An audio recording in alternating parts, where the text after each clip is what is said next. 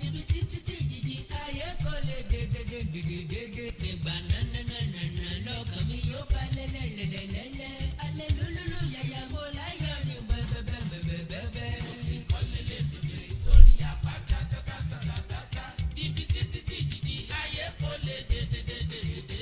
nígbà nananana lọ́kàn mi yóò bá lẹ́lẹ́lẹ́lẹ́lẹ́ alẹ́ lólóló yàyà mo láyọ̀ ní bẹ́ẹ̀bẹ́ẹ̀bẹ́ẹ̀bẹ́ẹ̀.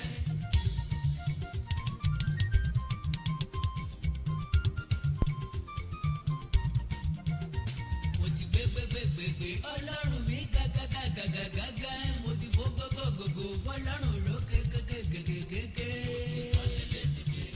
sórí apá tátátátátátá níbi títí jìjì ayé kò lè dédédédédé. ó yẹ kí ẹ̀dá máa fi ọpẹ́ fi yìn fún ọlọ́run ọba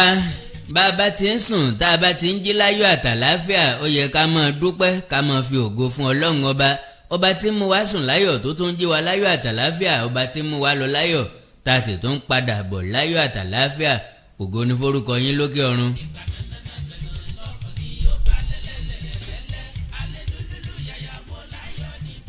ẹni tó bá mọ̀ mọ̀ orí ọlọ́run kò jẹ́ ká jọjọjọjọ gbọ́lọ́run mi gágágágágágá. àkàndá ọ̀rọ̀ Awíkonko yín náà nìyí alóró ọ̀rọ̀ lẹ́nu bíi tejò Àjàó Àrò Awíkonko asọ̀rọ̀ lójú ọlọ́rọ̀ tẹ́ bá wo dáadáa ẹ rí i pé èmi nìkan kọ́ ni mo wà lórí ètò yìí lónìí èmi nìkan kọ́ ni mò ń sọ̀rọ̀ kọ́ ni wọ́n sọ̀rọ̀ lónìí mo ní àlejò lẹ́gbẹ̀ẹ́ ọ̀dọ̀ mi àlejò pàtàkì ni ọdún ni kì í ṣàìmọ̀ fólókó ọ̀kan nínú àwọn pèdèpèdè sọ̀rọ̀sọ̀rọ̀ rédíò tí mo ní ọ̀wọ̀ tọ́pọ̀ fún ni mọ́gbọ́n ọ̀rẹ́ mi ẹnìkan kì í gbẹnu ọlọ́kùnrin mọ́gàn bàǹdàkọ̀ rẹ̀ fáwọn aráalé. tó mo kí yín tẹ̀ṣọ́ mo kí yín tológun mo kí yín ní gbogbo ibi tẹ́ bá ti láǹfààní láti máa gbọ́ wa àti láti máa wò wá káàkiri àgbáńlá ayé bó bá jẹ́ àárọ̀ ni ẹ káàárọ̀ láàkíyín bó bá wá jẹ́ ọ̀sán náà ní lọ́dọ̀ tiyín ẹ káàsán bó bá sì jálẹ̀ ní ẹ káalẹ́ mo kí yín pé ẹ kú bójú ọjọ́ ti rí ẹ yóò dùn kò ní kan fún gbogbo aláṣẹ Èdùmàrè. lágbára Ọlọ́run. Ìdòwú Kájọgbọ́lá ló kọ mi tí mo láǹfààní àti kíra mi. o láǹfààní dáadáa. tó lọ́mọ ẹkùn tí jara lọ́wọ́ tí ń bèrè mí ẹ̀yìn Elédùmarè tí ò ṣe kọlù èmi lọ́mọ ẹkùn tó fi ń torí ọmọ ẹkùn tó fi tìrù tìrì èmi lọ́mọ torí mẹ́ran jẹ ẹkùn tí kì í jẹran kàsì èmi ni ọmọ níṣà àfihàn ní jẹ̀kọ́ gbóná èmi á máa ní ẹran tẹ́kùn bá jẹ kù ìran àwọn tí ò tẹ́kùn ní máa jẹ́ ẹ kú kalẹ̀ torí pé àájò gbádùn ara wa dáadáa lọ́jọ́ tòní. God bless you. sórí apá tátátátátá níbi títí jìjì ayé kò lè dédédédé nígbà nananana lọ́kàn.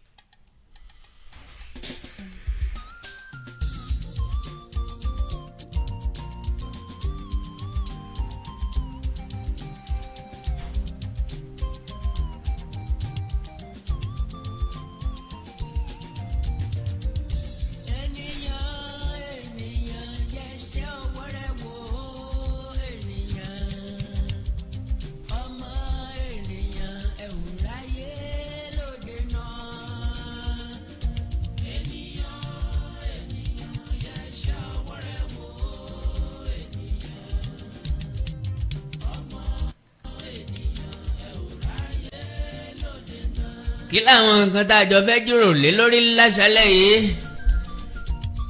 kò sí lórí ìṣẹ̀lẹ̀ tí ń ṣẹlẹ̀ lọ́wọ́ nípa Odùduwà Nation kò sí nǹkan méjì tó gbé mi Àkàndá wá kò sí ìdí pàtàkì tí mo fi gbé Ìdòwú Kájọgbọ́lá ọmọ ẹkùn tí ń jẹran lọ́wọ́ tí tó ń béèrè òmí ọ̀kánjúà ọmọ ẹkùn.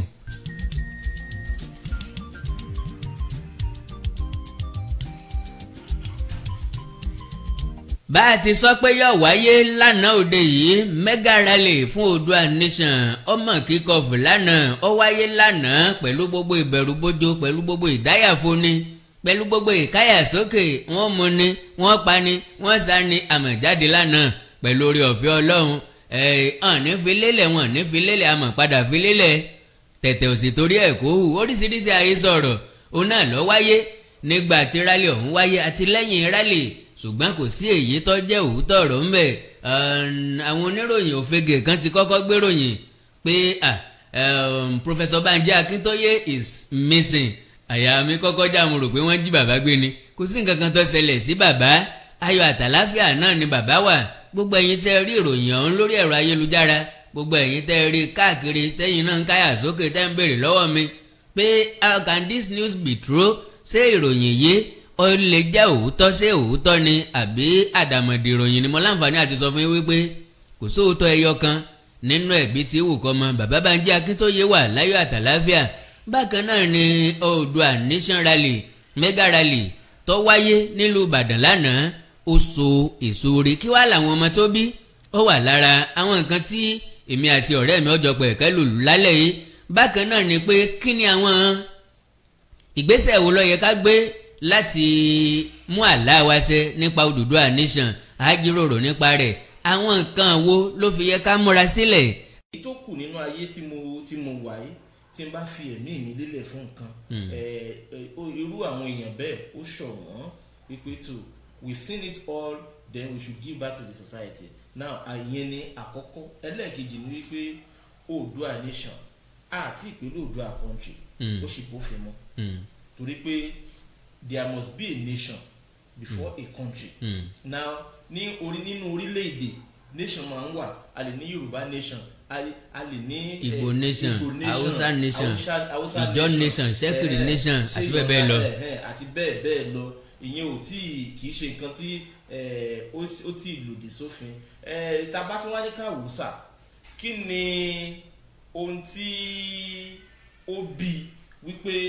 àwọn kan wò wípé ẹ jẹ́ ká ní Yorùbá nation ẹ jẹ́ ká ní torí pé tí ò bá nídìí. ṣé èrò ọkàn wọn kàn rò ó overnight ni àbí ó ní nǹkan kan tó bí ó yẹ ká gbìyàn yẹ̀ wò. Awíkonko ọ̀rẹ́ mi dáadáa jẹ́ kí n sọ kinní kan fún ọ àkọ́kọ́ ni tí ò bá sí wípé bóyá àdásọ̀tún àdásósì Yorùbá ní tí èèyàn ò bá mọ ibi tí èèyàn ń lọ ó yẹ kó mọ ibi títí ń bọ̀. wọ́n wá ní tí ọmọdé ò bá bá ìtàn yóò bá àrọ́bá ní bàbá ìtàn ọ̀pọ̀lọpọ̀ wa bá tiẹ̀ bá ìtàn àbárọ̀bá àwọn tí ò sì bá àbárọ̀bá náà wọ́n bá tàn now ẹ rí wípé nínú àkọsílẹ̀ Yorùbá ó níbi tá a ti ń bọ̀ ó níbi tí à ń lọ ó sì níbi tá a dé dúró lọ́wọ́lọ́wọ́ báyìí ẹ rí wípé mi ò ní parọ́ fún yín mo fún gbogbo àwọn tó ń wò wá ìwádìí tèmi àti ìwòye tèmi ó jẹ́ ká mọ̀ wípé àwa ìran Yorùbá a jẹ́ ìran afínjú. látilẹ̀ ìwádìí fi hàn wípé kí ni ìdí tí wọ́n fi ń pe Benin City ní Benin City àwọn òyìnbó nígbà tí wọ́n dé wọ́n bá Benin ìyẹn ìlú Benin gẹ́gẹ́ bí wọ́n ní ìjọ ìlú tàwọn náà ohun gbogbo ló ní ó ti lajú síbẹ̀ ó létò kì í ṣe pé wọ́n bá àwọn bàbá wa ní hòhò ẹ ṣèyún ní ení ètò tí wọ́n dà bẹ́ẹ̀ ó ní wípé tábà wá ní ká dàálẹ̀ ká tún ṣà ẹ wá rí wípé àkópọ̀ wípé Awíkonko yìí ibi tóun ti wá yìí àwọn ní tiwọn àwọn Awíkonko yìí fọnú kó tó jẹun láàárọ̀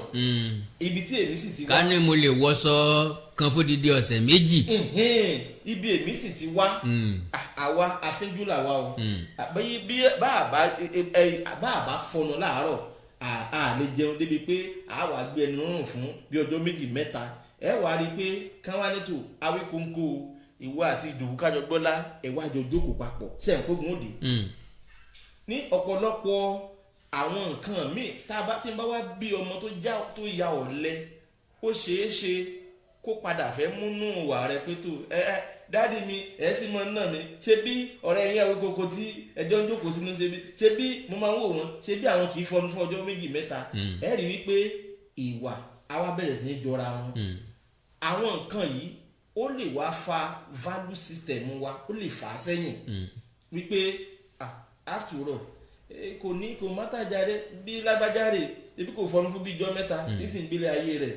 àwọn nǹkan tó jẹ́ àjèjì sí wa ó fẹ́ máa wá di bárakú nípa bẹ́ẹ̀ ó mú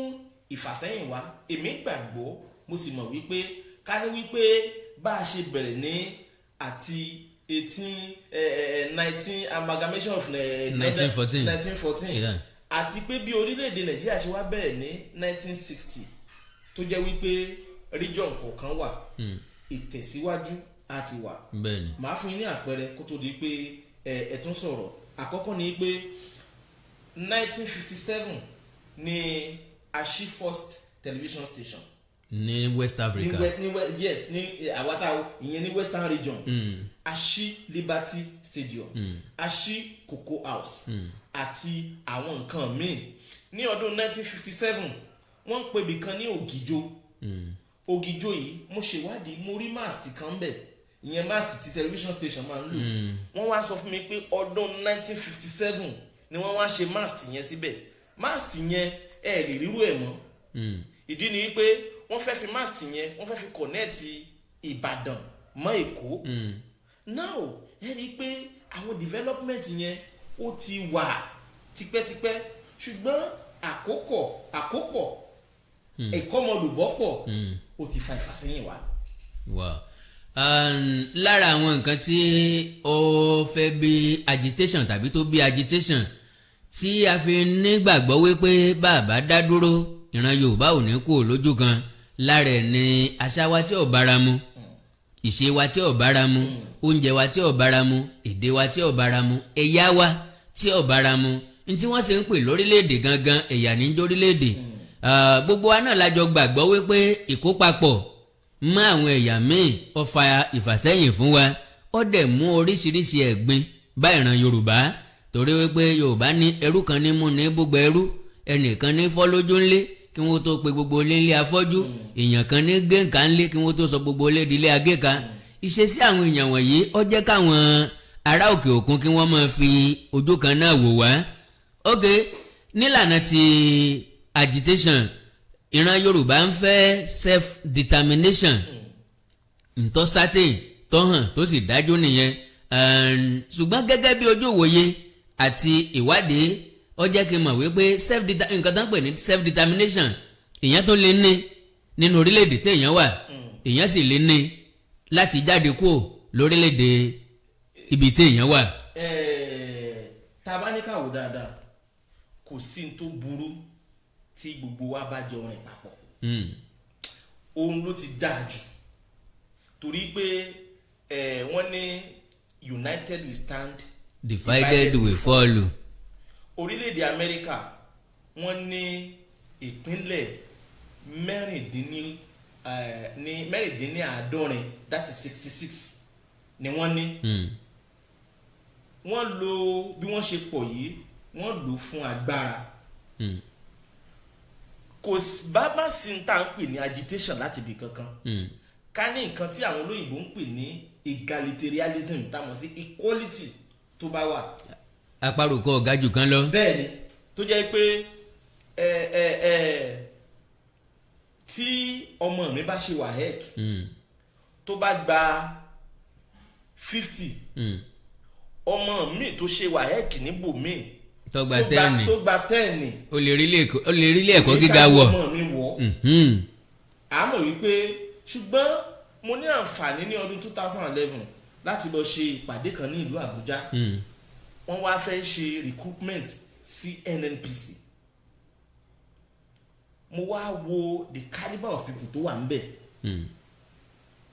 Kí ni calibre of people tó wà ń bẹ̀? Mo rí wípé 80 to 90% of àwọn tó wá fún interview ibẹ̀ wọ́n pè bẹ́ẹ̀ ní International Women Conference Center opposite Central Bank l'Abuja. Mo rí pé they are from a particular region of the country.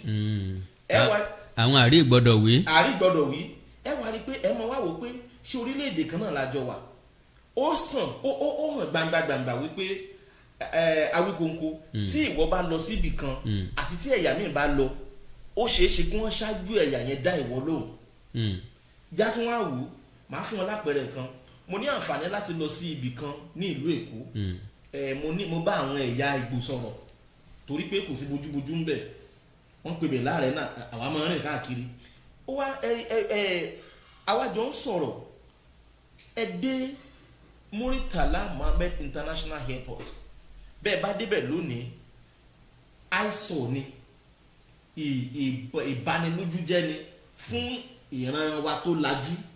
torí pé ibẹ̀ lẹ́ẹ̀tì rí àwọn ẹ̀yà kan tó jẹ́ wípé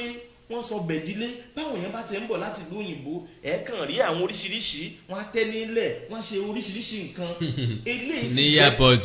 eléyìí sì jẹ́ àwòrán tí àwọn òyìnbó tí wọ́n fi ń wo gbogbo wa. ṣùgbọ́n mo mọ̀ wípé kò lè rí bẹ́ẹ̀ láyé. Ìwọ ẹbí rẹ̀ kùn lè lọ tẹ́nísì airport kó sọ pé kìnìkan ó túmọ̀ sí pé ojú àti ìwòye tí àwọn tó wà níta tí wọ́n fi ń wò wá lọ́pọ̀lọpọ̀ gbà ojú ẹni tí ojú rẹ̀ ṣì wà lórúkún ni tí ò sì yẹ kó rí bẹ́ẹ̀. Orílẹ̀-èdè Nàìjíríà yìí láti rí àwọn ọ̀jọ̀gbọ́n òkè ẹni tó jẹ́ ààrẹ fún African Development Bank lọ́wọ́lọ́wọ́ báyìí Akínwùmí Adésínà ó ṣiṣẹ́ ní abẹ́ Goodluck Jonathan ṣé bọ́mọ Nàìjíríà ni ọmọ Yorùbá wa ẹ̀dẹ́ náà sáà kejì irú ẹ̀ ò ṣẹlẹ̀ rí sáà kejì ló ń ṣe lọ́wọ́lọ́wọ́ yìí torí pé ó wà intellectually gifted. Nígbà tó wà lábẹ́ Goodluck Jonathan àwọn nǹkan tí ó mú wọ orílẹ̀-èdè yìí nílànà iṣẹ́ àgbẹ̀ ó ń ṣe nǹkan kó ń ṣe kèrémí oríṣiríṣi àìdíà tó fún gọ́fìmẹ̀ntì ká ní wọ́n implement ẹ̀ ni oúnjẹ ó ti sùn wá bọ̀. ẹ wá wò Ngozi Okonjo-Iweala ó ní chairperson fún WTO that is World Trade Organization. Ìyà kan náà ló ti jáde Nàìjíríà. Ẹ rí wípé nínú fífúnpa nínú ẹ̀gún a sì ń rí àwọn èèyàn tí ó jẹ́ wípé Ọlọ́run fún lórí ọ̀fẹ́ ṣé Chief Emeka Anyaku tó ti jẹ́ Secretary General fún Commonwealth tẹ́lẹ̀tẹ́lẹ̀ rí ni lẹ́fẹ́ sọ ni àbí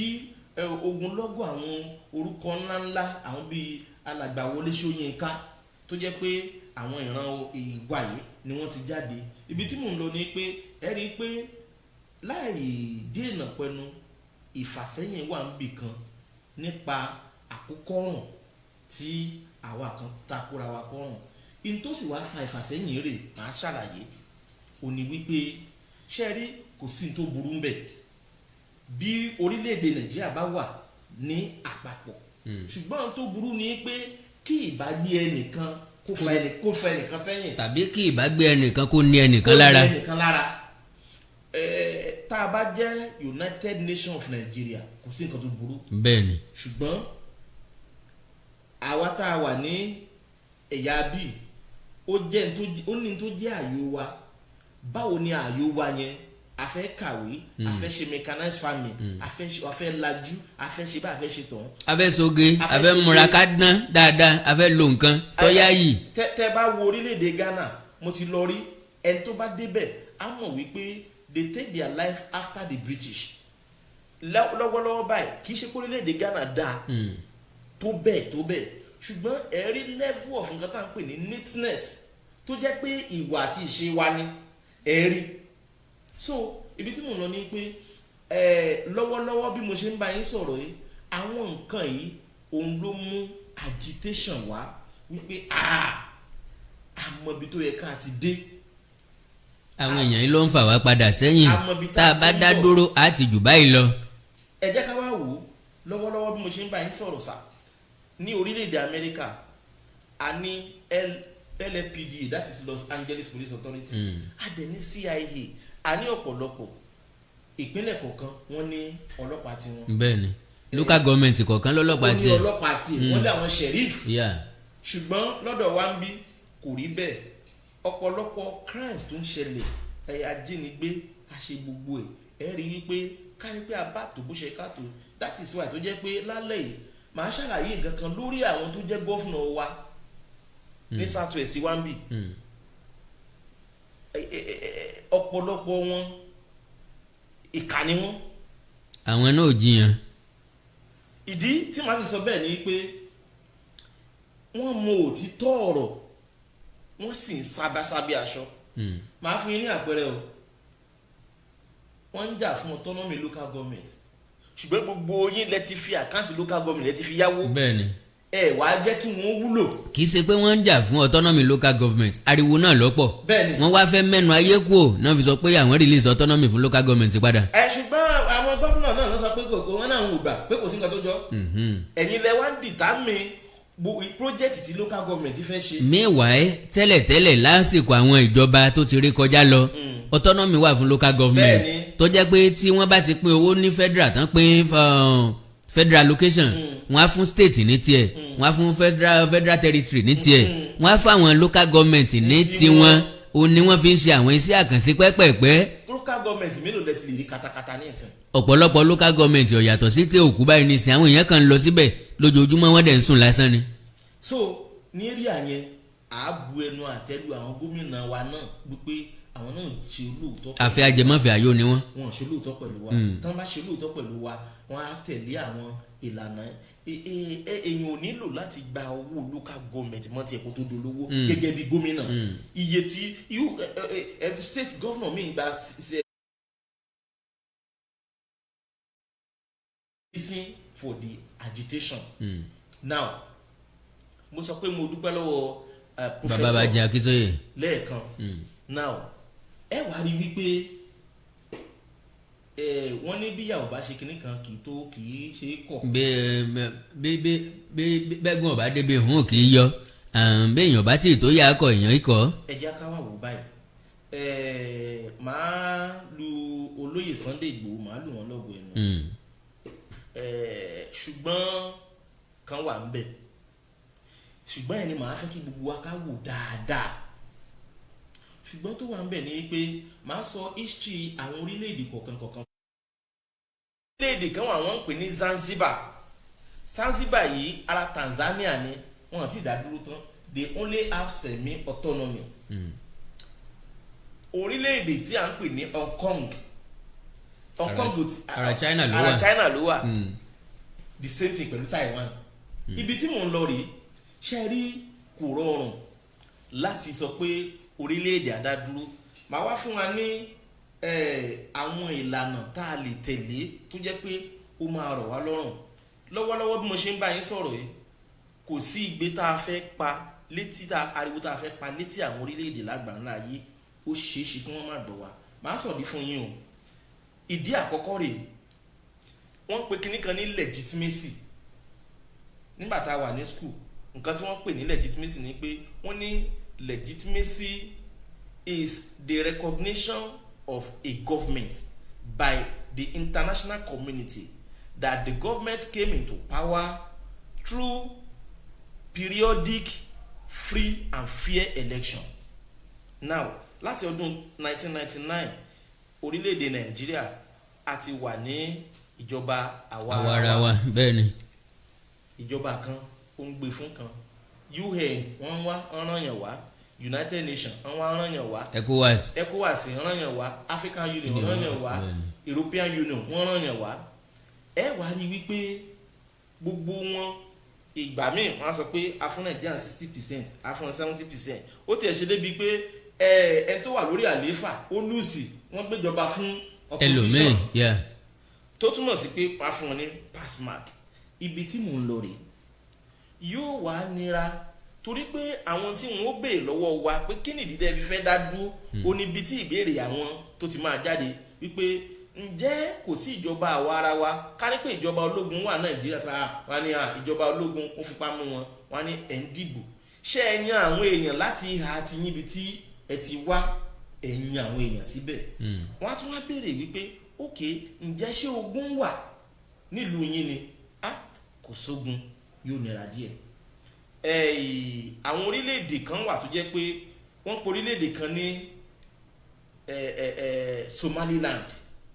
Somaliland nígbà tí ogun wà ní Somalia wọ́n sì ń jagun dọ́là ní àwọn ẹ̀yà kan wà wò pé ogun tó ń ṣẹlẹ̀ ń bí a fẹ́ yára wa kúrò lára Somalia ṣùgbọ́n wọn tí ìgbà wọn lágbàńlá ayé wọ́n jẹ́ semi-autonomy country yẹn Somaliland wọ́n dá wà tí wọ́n ń ṣe ìjọba ara wọn tí ìgbà wọn lágbàńlá ayé. Ibi tí mo wá lọ ní pé ẹ wá rí pé lọ́wọ́lọ́wọ́ yìí nígbà tí ìṣèké bóyá ogun wà àbí nǹkan kan kò sí ẹni tẹ́ ẹ fẹ́ pariwo fún that is why tó jẹ́ pé ẹ béèrè question kan wípé ǹjẹ́ ariwo wa àti rálì njó tó gba Oòduà nation fún wa kò tó rárá ibi tí a fẹ́ lọ a máa padà síbẹ̀ sá. ok n bo. ẹ ṣe a padà sọ́dọ̀ àwọn olóṣèlú wa. lọ́nà wo. ẹ ṣe màá suggest tí àwọn tó jẹ́ tí wọ́n mọ̀ ti fún tẹ̀dọ̀ nípa Oòduà nation yìí ẹ pé n tá à ń pè ní Yorùbá Political Conference. Okay. Yorùbá Political Conference yìí gbogbo olóṣèlú pátápátá tó jáde láti ilẹ̀ Yorùbá ẹ pè wọ́n. tó o bá mọ̀ pé o fẹ́ contest tí lè sọ pé kọ́mọ́ lọ Àbújá torí pé Zanzibar tí mò ń sọ fún yín ní ọdún 1964 sí 1970 kìíní kan èèyàn tó kún bẹ́ẹ̀ lé 17,000 nígbà tó ń bẹ̀rẹ̀ sí jagun torí pé èmi ṣe wà ní ìsìn èmi ò ṣetán àti jagun mi ò mọ̀ bọ́n gbé mi ò gbébọn láti ilẹ̀ so ó máa nira díẹ̀ láti sọ pé torí pé tọ́rọ̀ bá di kẹ̀wò ọ̀pọ̀lọpọ̀ ló máa fún dàgbé therefore a gbọ́dọ̀ fi ọpọlọ ṣe ìjà tá a fẹ́ jà kì í ṣe ìjà agbára ìjà ọpọlọ ni bẹ́ẹ̀ni ìjà ọ̀jọ̀gbọ́n now tẹ́ ẹ bá pe political conference fún àwọn olóṣèlú wa ẹ rí wípé ẹ fún wọn ní mandate ṣe rí ẹnìkan péré la nílò nínú àwọn olóṣèlú wa to raise the alarm ibi tí fèrè ti ń dún wrong place ló ti ń dún olóyè Sunday Igboho àti gbogbo àwa tó kù tí à ń agitate kò sí ẹnìkankan wa tó wà ní corridor of power yóò nira púpọ̀ torí pé ṣe é rí ewu tó wà ń bẹ̀ ni pé àwọn tó wà ní corridor of power tí wọ́n bá wà involved tí gọ́fúnà Ọ̀ṣun state tàbí ti Ọ̀yọ́ state gbogbo wọn ò ní fẹ́ kíjọba ó bàjẹ́ máa ń lórí tàbí kẹ́ ẹ mọ̀ jẹ́ káwọn rọ́wọ́ bù lọ sẹ́nu mọ́ ó ṣeé ṣe kí wọ́n padà kí aráalé padà ta aráalé ẹ̀ lọ́pọ̀ ipe lágbájá nù ó ń yọ̀jọba mi lẹ́nu ẹ bá mú pamọ́ ṣùgbọ́n bẹ́ẹ̀ bá fi ọ̀rọ̀ yìí tẹ́ ẹ bá fi kọ́ wọn lọ́rùn pé tó àwa ẹ̀ la fẹ́ dìbò fún yín ètò orí ẹ̀ ó jẹ́ nǹkan tó ní process orílẹ̀-èdè South Sudan ní orílẹ̀-èdè tó jẹ́ pé àwọn la lè sọ pé the newest nation in Africa. orílẹ̀-èdè tuntun tó jẹ jáde kúrò lára orílẹ̀-èdè kan. kí ni ìdí tí orílẹ̀-èdè South Sudan lè fi jẹ́ tuntun mo máa padà sọ́dọ̀ àwọn olóṣèlú wa o ìdí ni wípé orílẹ̀-èdè South Sudan wọ́n ní epo orílẹ̀-èdè Amẹ́ríkà wọn ò fẹ́ ẹni tó jẹ́ El-Bashir tó wà ní ààrẹ gẹ́gẹ́ bí orílẹ̀-èdè Sudan nígbà náà torí pé ó ti lé more than 30 years ní àkókò yẹn wọ́n gbàgbọ́ wípé El-Bashir ó jẹ́ agbódegbà fún àwọn Al-Qaeda tó ń àtàkì Amẹ́ríkà torí pé ó jẹ́ mùsùlùmí pọ́nbélé now báwo ni wọ́n ṣe lè gé apá ẹ̀ wọ́n rí i pé bí àwa ṣe ń pariwo ń bì àwọn ẹ̀yà kan náà ń pariwo lọ́dọ̀ wọn tó jẹ́ pé ayé ò gbọ́ sí ariwo tí wọ́n ń pa ṣùgbọ́n torí pé Amẹ́ríkà ní interest wọn pé ẹjẹ́ àgbà gbogbo tí agbára ọkùnrin tó fi ń ṣagbára nígbà tí wọ́n kọ́kọ́ dalé ẹ̀rú náà tán dalé ẹ̀ tílé òtò kò ní orí ọ̀fẹ́ láti mọ sponsor àwọn Al-Qaeda tó ń sponsor wọn so wọ́n wá make sure pé wọ́n sponsor àwọn South Sudan wọ́n gba ibi tó ní tepo wà wọ́n gbà kó lọ́wọ́ Bashir lọ́wọ́ Sudan nípa bẹ́ẹ̀ àwọn náà wọ́n fún nígbà tí epo dẹ̀ wà ń bẹ̀ wọ́n fún àwọn yẹn ní nǹkan ogun wọ́n ń gbépo oríṣiríṣi àwọn èèyàn so àtàwọn tó jẹ́ allies sí Amẹ́ríkà ohun tó jẹ́ kí ti South Sudan kó rọrùn láti ṣe nìyẹn wọ́n dẹ̀ sì ń jagun dọ́là ní South Sudan despite the fact wọ́n ti gba independence now capital wọn Juba ni ẹ wá rí i pé orílẹ̀-èdè. wọn ò fi dandan níjọba gan lọ́wọ́lọ́wọ́ wọn níjọba wọn ò lọ́lọ́pàá. àwọn méjì ló jà ló kojú Bashir nígbà yẹn ẹni tó jẹ́ olórí àti igbákejì ẹni tó front ogun yẹn gangan òun náà fi ṣe igbákejì president torí pé ẹni tó front ogun yẹn ó dàbí ẹni tó láyà bíi olóyè Sunday Igboho ṣùgbọ́n tó dàbí ẹni pé kò fi taratara kàwé àbí ní kinní tó sì jẹ́ pé òun ló front ogun wọ́n wá fi ṣe igbákejì ó dá wàhálà alẹ́ o. pé kọ́ mọ́jà lásán kí kìtì ọmọjà ṣòfò. ogun gidi ni so ibi tí mò ń lọ ni pé yóò nira díẹ̀ even tí a bá tiẹ̀ gbà torí pé ní ìsìn báyìí Oòduà Nation tá à ń pariwo what is the structure tá a nílẹ̀ kí ni àlàkalẹ̀ àwọn nǹkan yìí la gbọ́dọ̀ gbé yẹ̀wò so mo wá fẹ́ padà sí ọ̀dọ̀ àwọn olóṣèlú ilẹ̀ Yorùbá. wọ́n ń pè ibìkan ní Western Sahara yìí ẹgbẹ́ Morocco ló wà, orílẹ̀-èdè Spain ti jọ̀wọ́ ẹ̀lẹ̀ fún Morocco ṣùgbọ́n wọn ti fún wọn independent. Zanzibar for more than 30 years wọn ti gba independent, wọn wà ní semi-autonomous country. The same thing pẹ̀lú Somaliland. So ìjà pé a fẹ́ Oòduà nation ṣé n tá a lè rí gbà lọ́dún tó ń bọ̀ ni, ṣé n tá a lè rí gbà ní ọdún tó ń bọ̀ ní sí méjì sígbà tá a wà ní, ó ní process. But thank God pé àwọn nǹkan ti bẹ̀rẹ̀ bó ti jẹ́ pé fèrè yẹn wrong place bó ti ń wá. Now tẹ́ ẹ bá wá pé gbogbo political conference fún àwọn politician lẹ̀ Yorùbá a wàá sọ fún wọn pé n tá a fẹ́ rè, n tá a fẹ́ rè, n tá a fẹ́ rè, n tá a fẹ́ rè. Now ẹnìkan péré ló gbà ní ilé ìgbìmọ̀ aṣòfin láti sponsor bill wípé my people are clamouring for referendum. Just one person. lélẹ̀ tó túmọ̀ sí pé àwọn olóṣèlú ta ní ká pe conference fún yìí a lè rí wọn pè lọ́wọ́ báyìí bí kì í ṣe pé sáà tí wọ́n wà yìí bá fẹ́ tán tí wọ́n nílò wa. bẹ́ẹ̀ni ẹ sponsor bill fún referendum or ẹ sponsor bill fún going back to the 1963 constitution tó fi àyè regional government sílẹ̀. simple torí pé lẹ́yìn yẹn kí ni ìdí tí state fi pọ̀ à nílò state tó bá ṣe wà torí orílẹ̀-èdè Nàìjíríà kò ju state kan lọ l'Amẹ́ríkà. bẹ́ẹ̀ni. kí ni ìdí tí state fi pọ̀ táwọn Yorùbá mọ̀ má jẹ́ kán mọ̀ torí pé central government fẹ́ ró rẹ̀ lágbára ni. wọ́n dẹ̀ fẹ́ wọ́n fẹ́ àwọn tí ọmọ ṣiṣẹ́ fún láti mú un dúró. ó dẹ̀ ń fẹ́ àwọn spy àwọn ó fẹ́ lójú ń bí ó fẹ́ lójú ń bí ó fẹ́ lójú ń bí the more tí n bá fi lọ́mọ ẹ̀yìn the more ni a fi nira fún yín láti borí mi. so ilé ìjọba múròyìn ọ̀tún wá ìjọba múròyìn òsì wá. so n tó ṣẹlẹ̀ nìyẹn pé ókè o ṣe bí torí pé àní region ni àwọn kan sọ pé eastern region làwọn fẹ́ dá dúró. àti pàápàá ló fi jẹ́ pé ìlú kan ń dàgbà sókè làwa ń rẹ̀yìn tí gbogbo ọjọ́ wà ńlẹ̀. tí gbogbo ọjọ́ wà ńlẹ̀. so nípa yẹn a wà pé àwọn olóṣèlú wa ókè nǹkan báyìí la fẹ́. ó simple sa ìpele àkọ́kọ́ ni pé tí Ọlọ́run bá fún wa lórí ọ̀fẹ́ tá a bá rí region padà sí tó ṣeé ṣe tọ́lọ́run bá fún wa lórí ọ̀fẹ́ tá a bá rí region padà sí ní àkókò yẹn ìgbésẹ̀ àkọ́kọ́ ni pé tá a bá ní premier region wa a lè dàgbà ní bó ṣe wù wá afẹ́dádúró yìí ó lè gbà wá lọ́dún 10 process a máa lọ lábẹ́lẹ̀ àní dúró àti bẹ̀rẹ̀ àti dásẹ̀ lójú ọ̀nà àti wọnú omi ọ̀rẹ́dì à ń padà ò sí mọ́. torí pé àwọn orílẹ̀-èdè tí ò fẹ́ kí Nàìjíríà pín pọ̀ ta ni ó san gbèsè tẹ́ ẹ jẹ́ lẹ́sílẹ̀ fún China. àkọ́kọ́ nìyẹn ẹlẹ́ẹ̀kejì ni wípé àwọn orílẹ̀-èdè àgbáyé rí Nàìjíríà gẹ́gẹ́ bí marketing center fún Africa. bẹ́ẹ̀ni so ọ̀pọ̀lọpọ̀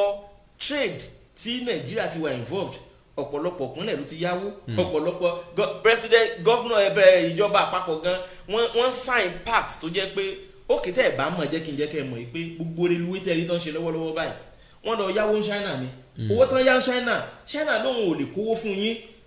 estimate ẹ jẹ́ ká value iṣẹ́ tá a fẹ́ ṣe ókè Awíkonko mo fẹ́ yáwó lọ́wọ́ ẹ o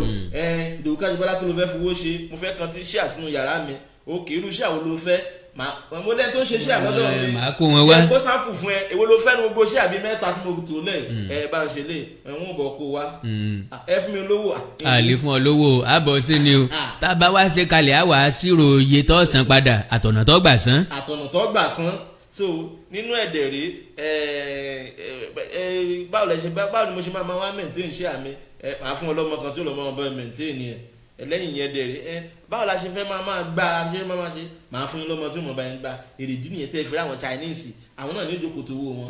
lọ́wọ́lọ́wọ́ báyìí wọ́n gba airport lọ́wọ́ Zimbabwe yes torí pé àwọn ni wọ́n kọ́ airport yẹn ó sì ní iye ọdún tí wọ́n fi lò. Zimbabwe ò dẹ̀ wá sanwó wọn ò dáwó padà wọn ò ṣe nǹkan kan àwọn ilé wọn manage airport yìí dáadáa ẹja lọ gbà so ó lè dọ̀la réèlì tán ṣe látẹ̀kú sí Ìbàdàn sàbújá ó lè dọ̀la tí ò bá mú owó tó yẹ kó mú wá ṣùgbọ́n Nàìjíríà mọ̀ pé a lè mọ̀rọ̀ owó nǹsan kó jẹ́ pé réèlì yẹn lè má sanwó yẹn kó jẹ́ pé epo àbí nǹkan là á máa fi san torí gbogbo ṣàgbẹ̀ lójú yòó ní gbogbo tá à ń ṣe. tàbí ká gba owó orí lọ́wọ́ àwa tá a wà nílẹ̀ Yorùbá tàbí tá a wà ní South ká máa fi rọ́gbèsè. let me tell you ní North mo ń lọ severally tipátipá lẹ́ẹ̀ fi rí i pé ọlọ́pàá ń dá yẹn dúró. ọlọ́pàá ìmúyàn lọ station bẹ́ẹ̀. tipátipá in fact bẹ́ẹ̀ bá mọ̀ wọ́n prefer láti mú nǹkan ẹ̀yin àwọn tẹ́ ẹ nílò náà nìyẹn torí pé àwọn èyí náà ló lè sọ fún gbogbo àgbáńlá ayé pé báyìí bóyá wọ́n débẹ̀ lọ́nà tó tọ́ àbí wọn ò débẹ̀ lọ́nà tó tọ́ wọ́n ti wà ń bẹ̀ náà and then àwọn statement kan olóyìnbó ń pè ní inflammatory statement ẹ má jẹ́ ká sọ mọ́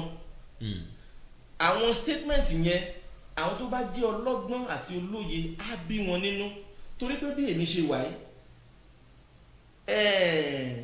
torí pé tí ìwẹ̀ bá ti ń jáde àwọn tẹ́ ẹ fẹ́ jà fún àwọn ẹ̀ tún ti ń kó ẹ̀rù pa yẹn àwọn tẹ́ ẹ fẹ́ jà fún àwọn ẹ̀ ti ń sọ pé táùtù ní wá ẹ má jẹ́ kí irú ẹ̀ kó jáde lẹ́nu yín ẹ jẹ́ ká pursue ẹ̀ professionally and legally ṣe tó bá di 2023 bólóṣèlú bá fẹ́ campaign ẹ jẹ́ wọn campaign ẹ má dẹnikẹ́ni láàmú iṣẹ́ mandate ní káwa in fact tá a bá wá rí ọmọ wa nílẹ̀ wá sọ pé àwọn ṣetán láti jọ̀wọ́ presidency fúnlẹ̀ Yorùbá ní 2023 ẹ jẹ́ ká wá ọmọ wa tó àmọ́ mi ò sọ pé ẹ ṣe fún lágbájá o ọmọ wa tá a mọ̀ wípé a gbọ́ sí wa lẹ́nu bóyá Ṣàngó la fi búra fún ni o bóyá à ń mú lọ sí Ilé Ifẹ̀ látàtí lọ búra fún ni o. ká sọ wípé that is your own opinion. Ó lè jẹ́ kí process yẹn ó lè jẹ́ kó yá tí ọmọlẹ́gbẹ̀mọ aṣòfin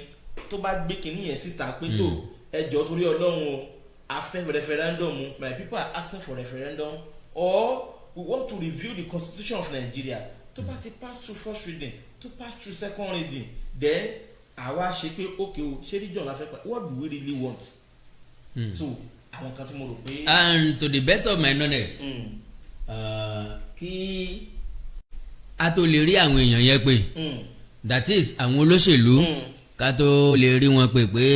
a fẹ́ ṣe conference a fẹ́ fún wọn ní mandate a fẹ́ fún wọn ní nǹkan tí a fẹ́ kí wọ́n ṣe fún wa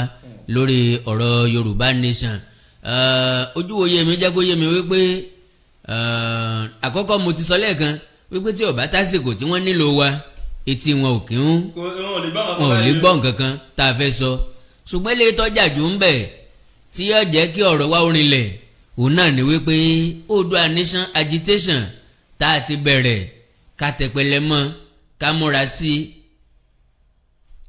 oríṣiríṣi ọ̀nà tá a lè gbà tí yóò fi tẹ̀ wá lọ́wọ́ ká dẹ̀ mọ́ pọ̀ sí níye lójoojúmọ́ lélẹ̀ tó túmọ̀ sí wípé ọ̀pọ̀ iṣu ní yagi lóko tá a bá pọ̀ tá a wá pe olóṣèlú kalẹ̀ wọ́n ti mọ̀ wípé bí wọn ò bá tẹ̀ síbi tá a tẹ̀ sí agbára lè bọ́ kò lọ́wọ́ àwọn ìyẹn nìkan kọ́ la fẹ́ dúró tì o kó tó di 2023 tàbí 2022 tó lóṣèlú kan mọ̀ kanlẹ̀kùn wa tàbí tá a máa nígbàgbọ́ wípé wọ́n nílò wa Oòduà nation ó ṣeéṣe kó ti wáyé kó tó di 2023 ntọ́ hàn tó sì dájú ni wípé kí èmi àtẹ̀yìn ó sì tẹ̀síwájú láti máa sa ipá àti agbára wa ìwúrí ńlá ló jẹ́ fún mi lánàá òde yìí ńgbà tí mo rí ọ̀pọ̀ èèyàn yanturu níwájú ọ̀lùmọ̀pọ̀ nílùú Ìbàdàn ńgbà tí kálukú ń fẹ̀hónú hàn tínú wọn ń dùn tí wọ́n jẹ́ kó yé gbogbo àgbáyé wípé ilẹ̀ Yorùbá a fẹ́ gba òmìnira a fẹ́ kó lọ́wọ́ ogun ìmúnisìn tí ń bẹ lábẹ́lé lẹ́yìn ìgbà tá a ti jáde kó lọ́wọ́ ìbọn amúnisìn lélẹ̀ tọ́jẹ́ wípé ó ń fa ìfàsẹ́yìn fúnra Yorùbá majority àwọn ọmọbìnrin wa òun náà ni wọ́n ti di onínàbì kalẹ̀ bákan náà ni àwọn ọ̀dọ́ ń kàwé tí wọn ò ríṣẹ́ ọ̀pọ̀lọpọ̀ wọn ló ti darapọ̀ mẹ́gbẹ́ òkùnkùn ọ̀pọ̀lọpọ̀ wọn ló jẹ́ wípé àwọn ìwà tí ọ̀tọ̀ òun náà ni wọ́n ń hù ilé tí ó jẹ́ kí police station kó kún àkúnwọ́ sílẹ̀ lélẹ̀ tó jẹ́ kí ọgbà ẹ̀wọ̀n kó kún àkúnfàya lélẹ̀ tó sì jẹ́ wípé ìpadàbọ̀ wọn láti police station látọgbà ẹ̀wọ̀n kò ní ṣe àwùjọ wa láǹfààní kankan àwọn kankan wà tó jẹ́ pé a lè dẹ́rọ̀ rẹ̀ àwọn kankan wà tó jẹ́ wípé a lè paná ẹ̀ lábẹ́lé kó tó di pé yóò rú jáde lára ẹ̀ ní ti àwọn ọ̀dọ́ torí pé ọ̀dọ́ ni ẹ̀yìn ọ̀la orílẹ̀-èdè gẹ́gẹ́ bí nǹkan tí mo ń sọ ìran Yorùbá ti jẹ́ kí ó yé gbogbo àgbáyé lánàá òde yìí a ti ń sọ fún wọn tẹ́lẹ̀ ṣùgbọ́n àti ìjáde síta Yorùbá ní àbánidì òtítọ́ ojo ni kì í jẹ́ kó wáyé ẹ̀sùn tẹ́rẹ̀ǹtẹ́rẹ́ ní dùbú omi ìsínpẹ́ lọ́dọ̀ dàrọ̀ gidigba tàbátì mọ̀ràn ní dòfin òfin ní wá dídà ọ̀pọ̀lọpọ̀ ń bẹ̀rù àti jáde tá a bá jáde wọ́n mú wa tá a bá jáde wọ́n pa wa tá a bá jáde wọ́n ṣá wa ohun tí èmi mọ̀ tó dájú ni wípé n tá ń bèrè fún ẹ̀tọ́ ni n tá ń pè ní self determination ẹ̀tọ́ kálukú ni láti béèrè fún. oníkálukú ló ní oore ọ̀fẹ́ láti sọ ibi tó ń fẹ́ bìlọ́ǹgì sí ọ̀pọ̀lọpọ̀ ọ̀rọ̀ tí mò ń sọ yìí ó lè má yí ọ̀pọ̀lọpọ̀ ṣùgbọ́n mo fẹ́ kí àwọn èèyàn kan fojú wípé báwo ni nǹkan yìí báwo ló ṣe fẹ́ wá sí ìmúṣẹ àwọn míì lè fi ìwà ń wara ṣùgbọ́n ẹ lọ wo gbogbo orílẹ̀-èdè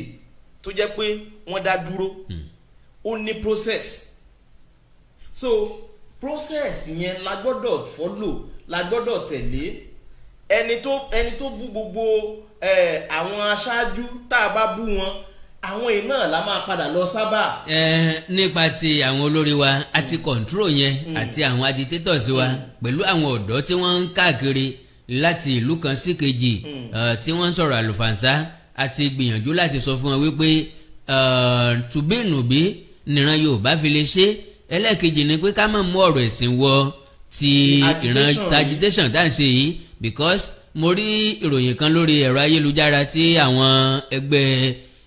mùsùlùmí kan murik tí wọ́n ń béèrè pé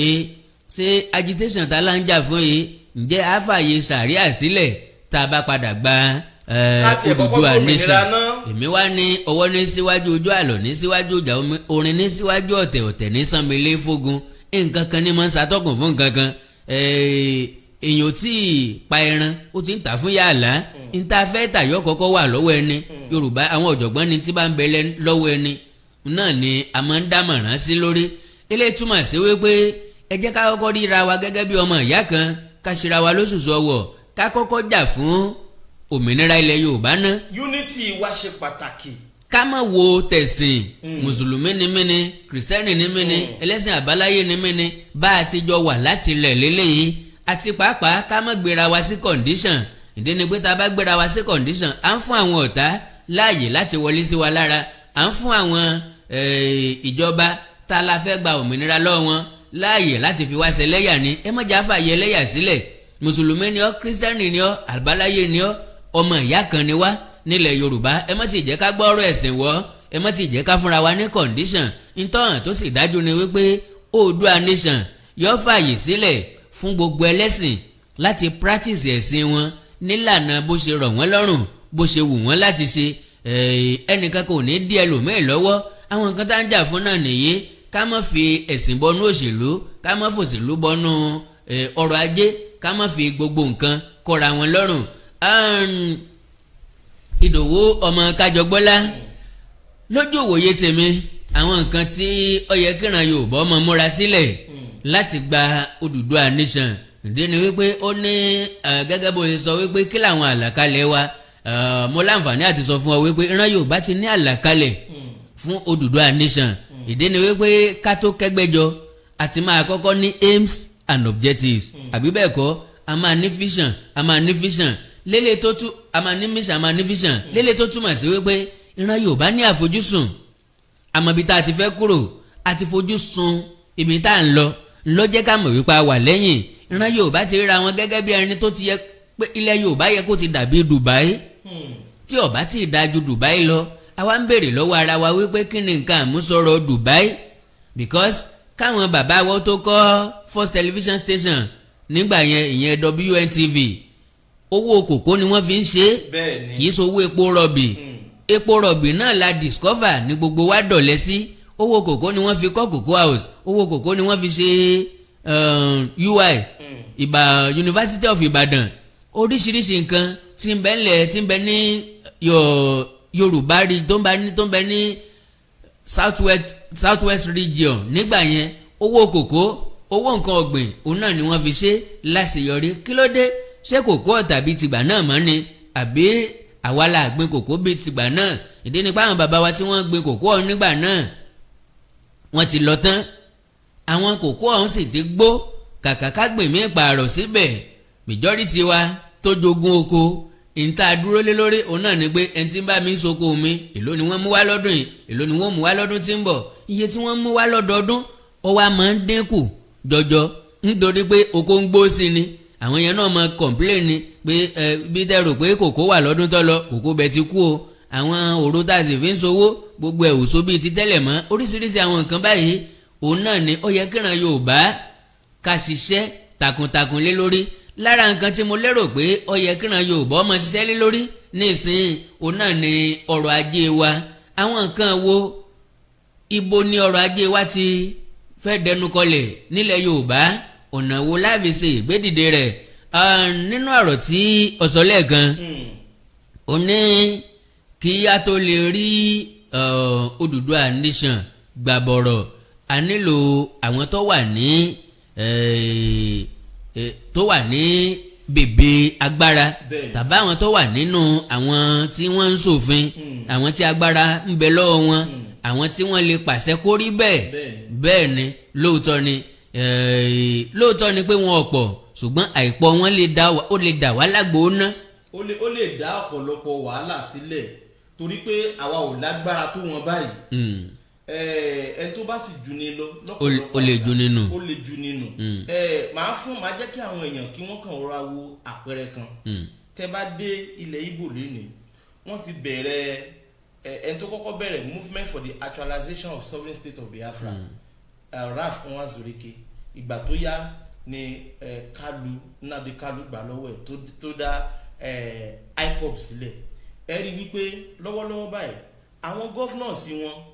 ọ̀pọ̀lọpọ̀ wọ́n fẹ́ kẹ̀yìn sí. Ìdí ni pé ó dàbí ẹ pé ó ń dá wàhálà alẹ̀ sí wọn lọ́rùn. Tó bá sì rí bẹ́ẹ̀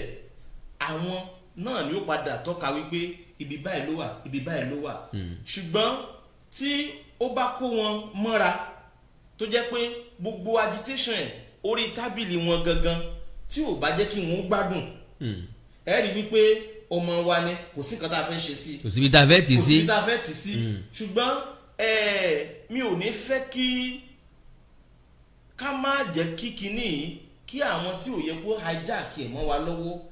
ká má lọ hijack ẹ̀ mọ́ wa. bá ṣe hijack EndSARS protest ńgbà yẹn. èmi mọ tí mò ń sọ ọ̀rọ̀ mi lè má tà ló létí àwọn ẹlòmíì ṣùgbọ́n ọ̀pọ̀lọpọ̀ at the end of the day tí ọ̀rọ̀ bá ṣẹlẹ̀ ọ̀pọ̀lọpọ̀ anápápá bora. So ká má jẹ́ kí àwọn tí ò ṣe kinní kan hijack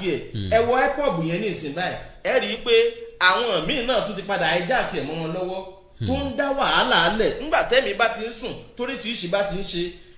mọ́ mi á máa sọ fún mi pé ẹni tó bá wà ní sọpọ́n ló ní gbòkè ọ̀hún a gbọ́dọ̀ fi òye gbé. Mo ní ìjà ọ̀jọ̀gbọ́n ni ìjà ọpọlọ ni kì í ṣe ìjà pé a fẹ́ dá wàhálà alẹ̀ torí àwọn kan ní a máa ṣe kinní kan ni a máa ṣe wàhálà a máa ṣe gbá a máa ṣàwo. Ẹni tí ò bá rí ogun rí òun ló máa sọ pé kógun wáyé. Bẹ́ẹ̀ ni bí ẹ̀mí ọ̀bá bọ́ nílé gíga ọ̀bọ bàbá sì wà láyé àjẹran tó jẹrin lọ. Alára àwọn ìgbésẹ̀ tó yẹ kíran Yorùbá ó gbé bá a ṣe ń retí Odùduwà nation ilẹ̀ olómìnira tiwa òun náà ni wípé bó lẹ ṣe ń rò ó sí wípé tá a bá fẹ́ gba orílẹ̀-èdè tiwa ǹjẹ́ ẹ jẹ́ mọ̀ wípé a lẹ́tọ̀ọ́ láti dúró do oúnjẹ tí wọ́n ń kó wá lókè ọya mọ́ a lẹ́tọ̀ọ́ a gbọ́dọ̀ ní lọ́kàn láti tún máa dúró de. Mo sọ lẹ́ẹ̀kan pé tẹ bá dé airport ẹ rí pé àwọn ló wà ń bẹ̀ tẹ bá dé Nigerian Ports Authority àwọn ló wà ń bẹ̀ tẹ bá dé immigration àwọn ló wà ń bẹ̀ tẹ bá tún wá dé embassy Nàìjíríà káàkiri àwọn ló wà ń bẹ̀ EFCC lọ́wọ́ báyìí àwọn náà tún yàn sí. Inspector General of Police àwọn ní Controller General of Custom àwọn ní. àwọn ló wà ń bẹ̀ gbogbo eléyìí ìyànjẹ tó dájú ìyànjẹ tó jẹ́ pé gbogbo alamọ̀ yìí pé wọ́n yàn wá jẹ ọgbọ́n òun la fẹ́ dá sí báwo la ti fẹ́ ṣe that is why tó jẹ́ pé èmi á sọ màá sì tuntun sọ Awíkonko ọ̀nà tó rọrùn láti fi ṣe torí pé èmi àti ẹ ohun kan tí èmi àti ẹ lágbára láti ṣe ò ní wípé ká jíjà ara wa pọ̀ ká làwọn èèyàn lọ́yẹ̀ ká sì làwọn èèyàn lọ́yẹ̀ ṣùgbọ́n tí èmi bá wà nínú kọ̀rọ̀ yàrá mi tí mo bá sọ pé Oòduà Nation la fẹ́ báyìí tí wọ́n wà nínú kọ̀rọ̀ yàrá ẹ̀ tó sọ pé Oòduà Nation la fẹ́ ṣé bẹ́ẹ̀ ló Oòduà Nation ṣe máa wáyé. àti pé àwọn ìgbésẹ̀ tó yẹ ká gbé ǹjẹ́ àjọ ṣetán láti gbé ṣé kálukú ṣetán láti kó ipa tiẹ̀. Awíkóńkó mò ń dáhùn. gómìnà ìpínlẹ̀ wo ni a ti carry along ṣé a fún máa lé gómìnà kúrò lórí àlééfà kì í ṣe irọ́ a gbọ́dọ̀ we must get them involved àwọn ni ká kọ́kọ́ sanmú létí aṣọ torí pé àwọn òyìnbó United Nations gbogbo wọn àwọn ni ó padà sọ pé bẹ́ẹ̀ lórí tí àwọn abẹnugan wa tí wọ́n bá ti kẹ̀yìn sí wa ó ṣeé ṣe kó le díẹ̀. wẹ́ ó tọ̀rọ̀ ni ṣùgbọ́n tá a bá ní ká fojú inú wò dáadáa ní ìhà ti ìgbésẹ̀ tí àwọn tí wọ́n jẹ́ àgbà wa àwọn ọ̀jọ̀gbọ́n àwọn adarí wa àwọn aṣíwájú wa tí wọ́n ti ń gbé already ó ti fún wa ní ó ti já rójú ìjà nílàsà ó ti fún wa ní fọkànbalẹ̀ ó sì ti fún wa nírètí láti jẹ́ ká mọ̀ wípé Oòduà Nation ó wà very very achievable ṣùgbọ́n ọ̀nà wo la fẹ́ gbà láti kún wọn lọ́wọ́ ọ̀nà wo la fẹ́ gbà láti ràn wọ́n lọ́wọ́ ọ̀nà wo la fẹ́ gbà láti kó ipa tiwa òun náà ni ibi tí èmi Àkàndá ń sọ̀rọ̀ lé lórí because nígbà tí mo ṣe ìwádìí mi dáadáa wípé ìjà àgbẹ̀ pẹ̀lú àwọn Fúlàní darandaran tó ń wáyé káàkiri ìlú nílẹ̀ Yorùbá débi pé wọ́n fẹ́ràn jẹko wọ́n fipá bá àwọn obìnrin wa lò pọ̀ wọ́n ń pa àwọn àgbẹ̀ sínú oko wọn mo ṣàkíyèsí wípé ó wà very very intentional. bí àmọ̀ọ́mọ̀ ṣe ni. wọ́n mọ̀ọ́mọ̀ ṣe ni kì í ṣe wípé bóyá ó ṣèèṣì torí tó bá ṣèèṣì síyàn lọ́wọ́ àkọ́kọ́ ni wípé kò ní padà wáyé mọ́ ẹlẹ́ẹ̀kejì ni pé èèyàn máa tọrọ àforíjìn lọ́wọ́ ẹni tí nǹkan ṣèèṣì sí tàbí lọ́wọ́ ẹni tá a bà nǹkan rẹ̀ jẹ́ ìdúró táwọn èèyàn máa ń dúró ni wípé ó tẹ́ yín lọ́rùn kò tẹ́ yín lọ́rùn àti ìbàjẹ́ ó yẹ wá sí nǹkan tẹ́ fẹ́ ṣe lára wípé wọ́n mọ̀ọ́mọ̀ ṣe òun ni wípé kéèyàn kàn déédéé dénú oko pákí kó sì máa wú ẹ̀gẹ́ kó sì máa ṣá fáwọn màlúù. ìkan tiẹ̀ ṣẹlẹ̀ tó ní ṣé èèyàn máa rí ráìsì ńlẹ̀ a sọ pé òun á máa mú gàrí. ìgbà tí wọ́n lọ fi tán lọ dáná sun oko bàbá Olúfàlàyé náà. bàbá Olúfàlàyé pé ṣé èèyàn á rí ráìsì ńlẹ̀ a sọ pé òun máa mú gàrí ni. bàbá ní ọdọọdún lè mọ wá sọná sóko. wọ́n á sọná sóko bàbá tán bá sọná sóko bàbá tán. kó lè rú tuntun káwọn màlúù wọn lè rí oúnjẹ tútù jẹ. ìwà ìkà gbangba lélẹ́yìí alára àwọn nǹkan yìí ló fà á tá a fi ń béèrè fún Oòduà Nation ìdí ni wípé tá a bá ní ilẹ̀ olómìnira tiwa kò ní sí ẹni tí yóò máa fi ẹran jẹko wa lára ìdí pàtàkì tí wọ́n fi máa fi ẹran jẹko wa ò ní wípé kí ebi ó lè máa pa wá ká má láǹfààní láti sọ̀gbìn tá a bá ti láǹfààní àti sọ̀gbìn á mọ̀ dìpẹ́ǹdì lé nǹkan tó bá wá látòkè ọya kó tó di pa jẹun nǹkan méjì lélẹ́yìí máa ṣe fún wọn àkọ́kọ́ ò ní wípé yóò jẹ́ kí ètò ọrọ̀ ajé wọn yóò kórú gọ́gọ́ ẹlẹ́ẹ̀kejì ni wípé yóò jẹ́ kí àwọn èèyàn kọ̀ọ̀kan ó dolówó láàrin wọn ẹlẹ́ẹ̀kẹta ni wípé yóò jẹ́ kí wọ́n jẹ gàba lé wa lórí torí pé ẹni tí bá ń bọ̀yàn yóò bá ní ẹni tí ó dání lóko òwò tí ó yáni lówó kò yóò pe ní lárùn gùn kò sì yóò pe ní lárùn wó báwọn èèyàn bá ti ń ṣe é lọ bẹ́ẹ̀ tó jẹ́ pé àwọn náà ni wọ́n ń bọ̀ wá lọ a jẹ́ wípé kò yẹ ká béèrè fún orílẹ̀-èdè tiwa lára àwọn nǹkan tí a nílò láti ṣe òun ni wípé àwọn tí wọ́n jẹ́ olówó láàrin wa tí wọ́n lè dá báǹkì ilẹ̀ kí ló dé tá a bẹ̀rẹ̀ sí ní dá Oòduà National Bank ilẹ̀ Oòduà Commercial Bank Oòduà Cooperative Bank fáwọn àgbẹ̀ láti dáko lọ́pọ̀ yanturu because mo rántí dáadáa wípé láyé ìgbà náà wọ́n ní Oòduà Investment Company. bẹ́ẹ̀ ni Oòduà Investment Company. àwọn ló ní National Bank. yes. àwọn ló ní Wema Bank. yes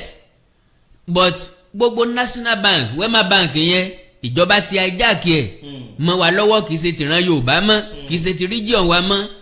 eléyìí túmọ̀ sí wípé a lè padà ní nǹkan tó jẹ mọ́ bẹ́ẹ̀ ìwọ̀nyí ló máa jẹ́ ìmúrasílẹ̀ wa ló máa jẹ́ ìmúṣagbára wa ìdí ni pé agitation wa ti ń gòkè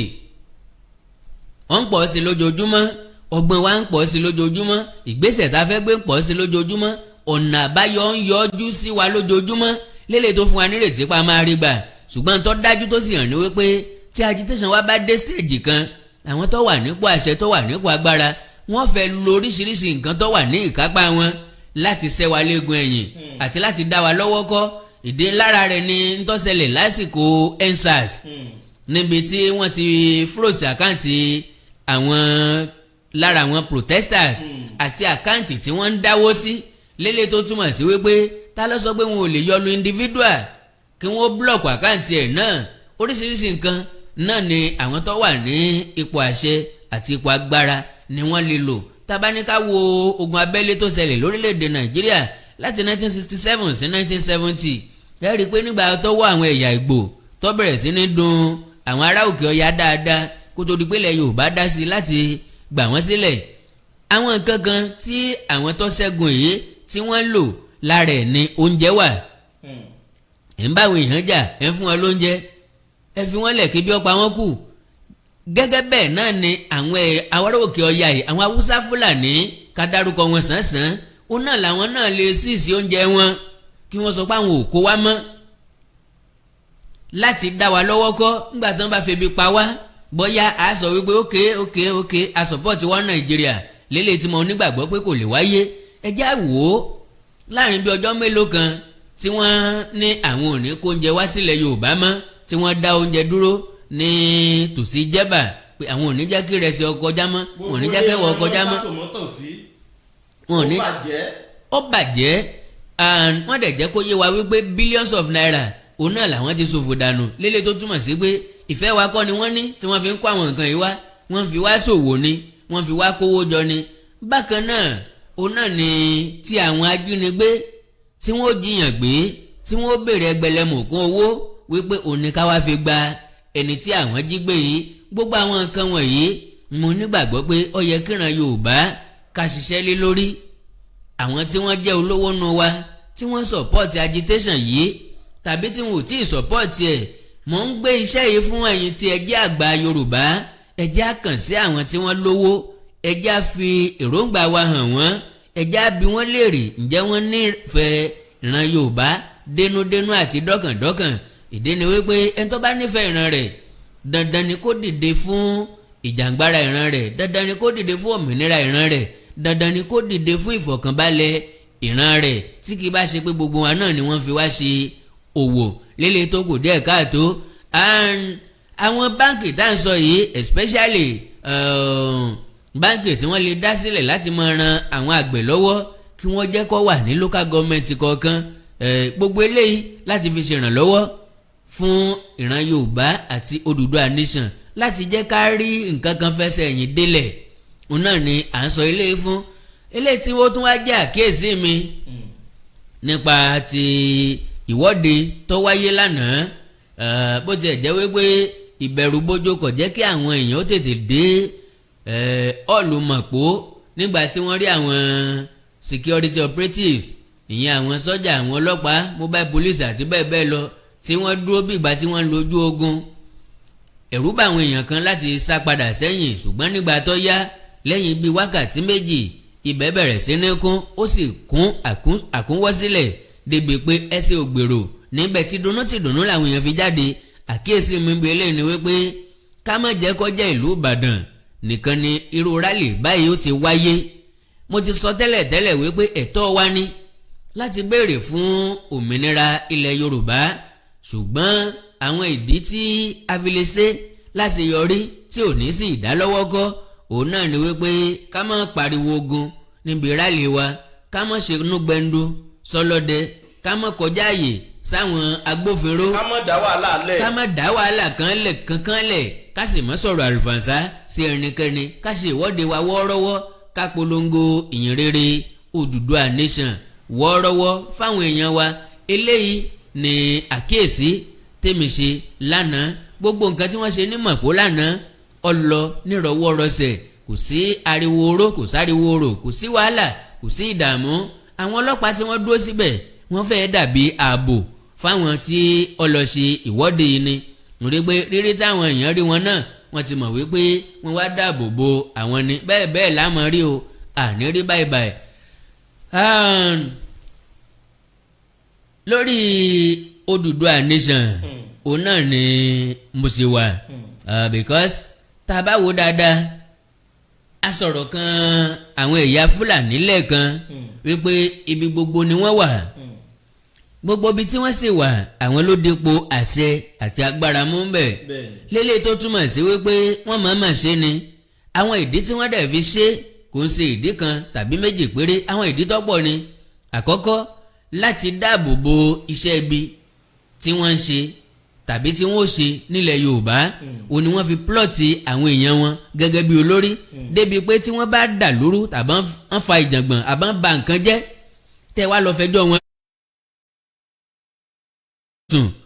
wọn ó gbé dé ọ̀dọ̀ ọ̀gá pátápátá.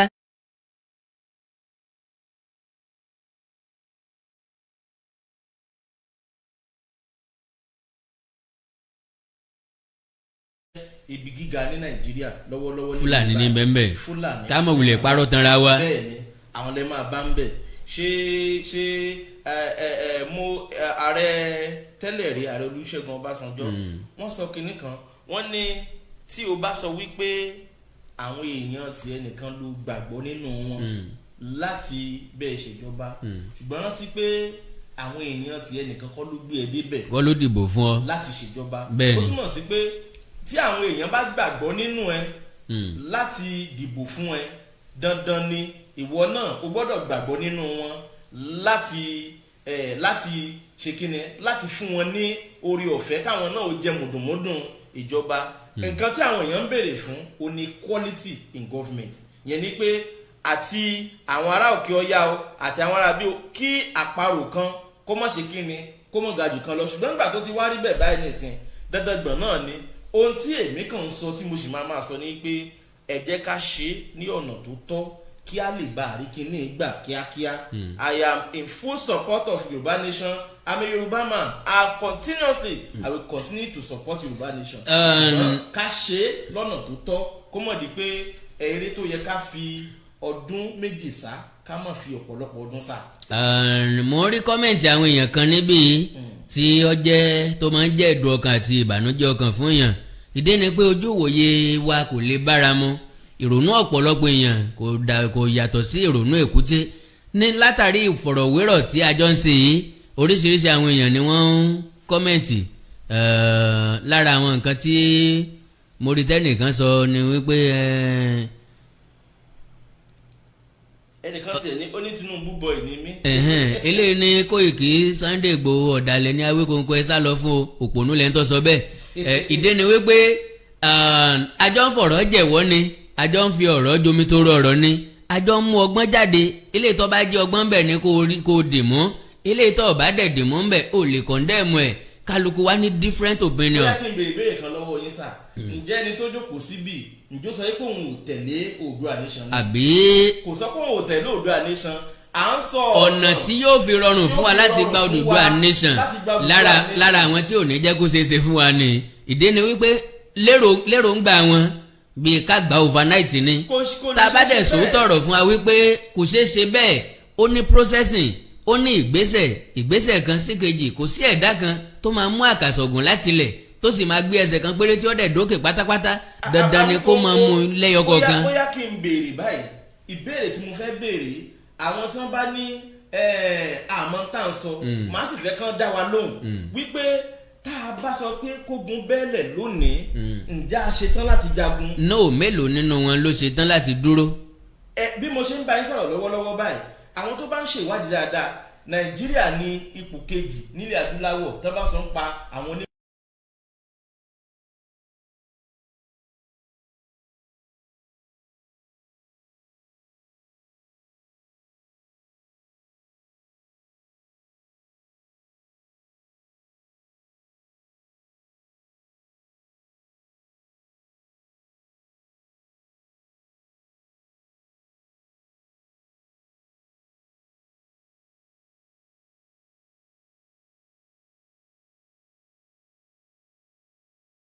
oríṣiríṣi ọ̀nà tá a lè gbé gbà oríṣiríṣi àwọn èèyàn sọ pé báwo ni gọ́fúnà ṣe fẹ́ dá bá yín dá sí a sọ pé kí gọ́fúnà bá wa dá sí à ń pe àwọn tí wọ́n wà nídìí òfin ṣíṣe gẹ́gẹ́ bí ọ̀rẹ́ mi ṣe sọ ó ní ẹnìkan péré la nílò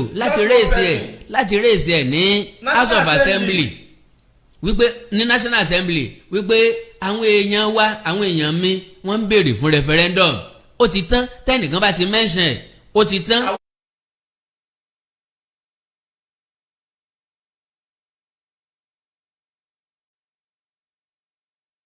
My honourable speaker.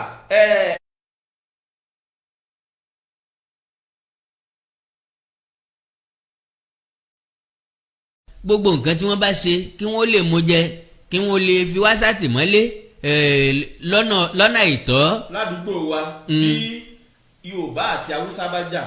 èèwọ̀ ni fún Yorùbá láti mú ọ̀bẹ dání ṣùgbọ́n kò sí ẹ̀ṣẹ̀ ń bẹ̀ táwùsá bá mú dàgà dání. ìdí ni pé wọ́n ti bìlí pé àṣà tiwọn ni wọ́n á ní kò síbi tí Haúsá àbí Fúlàní fẹ́ lọ tí wọn ò ní di ọ̀bẹ sára. òfin wo ló wá dá fún ẹlẹ́hàá tí ọ̀dá fẹ́ gún kí ló dé tí ẹnìkan lẹ́tọ̀ọ́ àti mú nǹkan jà dání táwa tó kù lẹ́tọ̀ọ́ àti mú. now ní àìpẹ́ ìníjọba ajagunfẹ̀yìntì Muhammadu Buhari ló ṣòfin wípé àwọn tí wọ́n ní ìbọn lọ́wọ́ kí wọ́n lọ máa jólẹ̀ àti pàápàá pé wọn ò ní fún wọn ní láísẹ̀sì mọ́. eléyìí ńgbà tá a padà ṣèwádìí lé lórí dáadáa a rí i pé láti kó wa ní papámọ́ra di àwọn tí ń kóbọn kọ́rùn káàkiri tó sì jẹ́ ọmọ Fúlàní ni wọ́n. lélẹ́yìí tó jẹ́ wípé ó ní kò jẹ́ ká ní okun àtagbára láti kojú wọn nígbàkúùgbà tán bá gbé sùmọ̀mí wá òun ló jẹ́ kán máa rí wa jí gbé òun ló jẹ́ kán máa fẹ́ràn jẹ kó wa kí wọ́n sì tún dúró wípé ń tó bá wù wá òun náà la lè ṣe nípa rẹ̀. nígbà tí àgbẹ̀ mú ọkọ́ dání tí Fúlàní mú ìbọn dání báwo ló ṣe fẹ́ wọlé báwo ló ṣe fẹ́ ṣiṣẹ́. so látàrí eléyìí lára àwọn nǹkan tó fi yẹ kí á gbìyànjú láti jáde kúrò ní location 9 òun náà ni wípé ìjọba ajagunfẹ̀yìntì Muhammadu Buhari ó accept àwọn Boko Haram tí wọ́n sọ wípé àwọn repent àwọn ti di ẹ̀dá tuntun ó gbà wọ́n ó ní òun ò tó wọn rọ òun ò tó wọn ṣe ṣùgbọ́n àwọn ìwádìí àwọn nǹkan tá à ń gbọ́ lẹ́yìn rẹ̀ ó jẹ́ nǹkan tó bá àyàn lọ́kàn jẹ́ ìdí ni pé èròǹgbà ìjọba ajagunfẹ̀yìntì Muhammadu Buhari ó ní láti da àwọn èèyàn wọ̀nyí sí inú.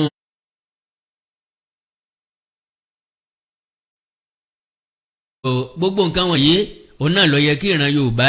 ká ṣiṣẹ́ takuntakun lé lórí. bákan náà lẹ́nu ọjọ́ mẹ́ta yìí làwọn kọ́sítọ̀mù wá sí ìlú Ìbàdàn ọjà Bódìjà wọ́n wá kó rẹsì ńbẹ̀ wọ́n wá kó òróró ńbẹ̀. wọ́n lọ sí ọjà Ẹgbẹ́dá ní ìlú Èkó. wọ́n lọ sí Ṣàngó Ọ̀tà wọ́n lọ ságége. goods worth more than 300 million. now wọ́n kó rẹsì wọn wọ́n kó òróró wọ́n kó tọ́kí ìyẹn nìkan kọ́ wọ́n sì tún kó owó wọn gbogbo eléyìí láti frustrate wa ni. ní Òkè Ọya lọ́hùn nílẹ̀ Haúsá àwọn tó ní oore ọ̀fẹ́ láti wà ń bẹ̀ dáadáa tẹ́ ẹ bá sọ wípé bọ́dà exist lọ́dọ̀ wa south west ń gbé ní bọ́dà ti exist àti bóyá south east lọ́dọ̀ àwọn Ìgbò lọ́hùn ní Òkè Ọya lọ́hùn all commerce ní gbogbo bọ́dà tó wọbẹ̀ ni wọ́n ń wọlé tí wọ́n ń jáde bó ṣe wù wọ́n ọ̀dọ̀ wa nìkan ni wọ́n ti bọ́dà gbogbo eléyìí láti mú wa wà handicap ni láti mọ́ láǹfààní láti kó àwọn nǹkan ìjà wọlé. ṣé báwa ń sanwó náà ń bí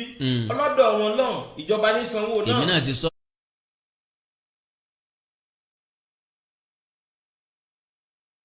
náà pín lérí gbogbo ẹ̀ ìjọba sì ń bá wọn san wọn gan. ẹ lọ wo yunifásitì tó wà náà èló ni wọ́n ń san lọ́hùn èló ni wọ́n ń san. èló làwọn ń san bí. ṣé ẹ rántí pé ní àwọn ayé ìgbà kan àwọn ọmọ wa gan ọ̀hún ni wọ́n ti fẹ́ mọ́ lọ yunifásitì torí pé owó òun ò wọ́n wọ́n á sì tètè rí máàkì wọ́n á wọlé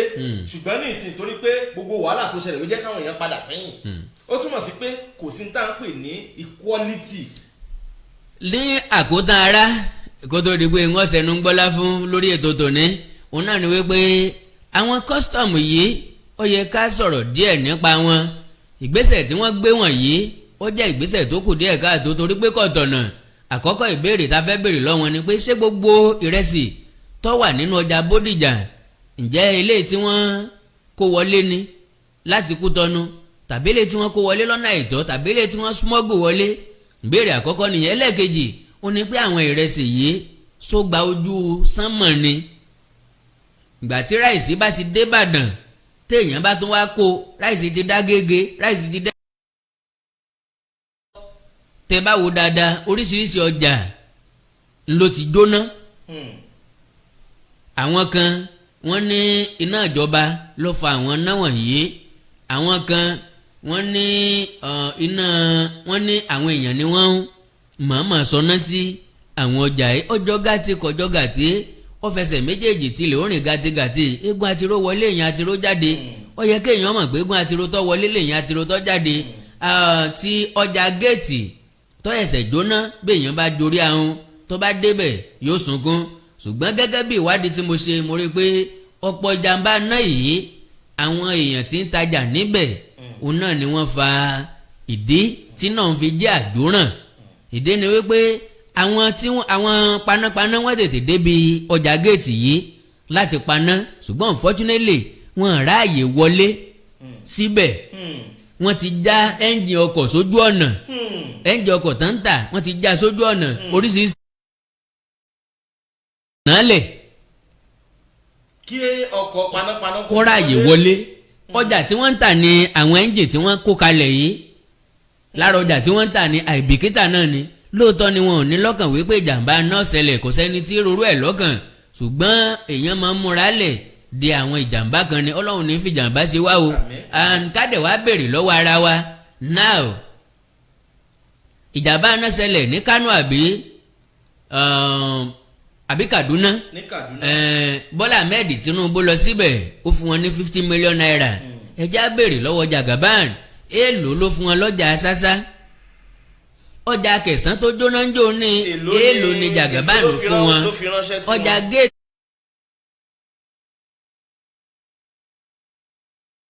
Ahmed Tinubu fi ránṣẹ́ sí wọn.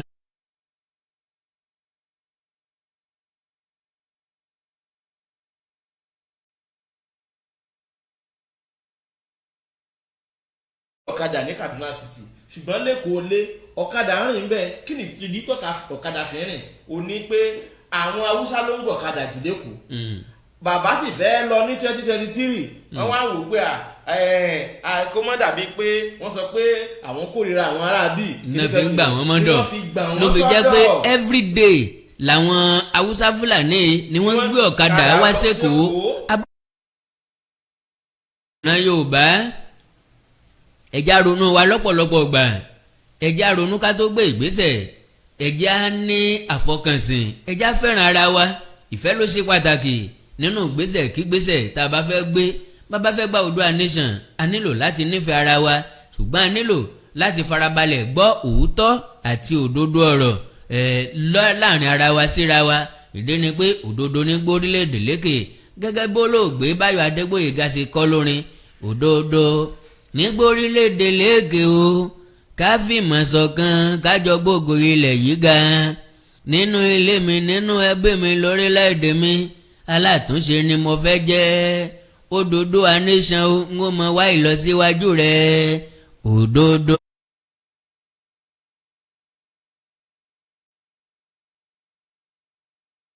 kájọ gbogbo ilẹ̀ yìí ga.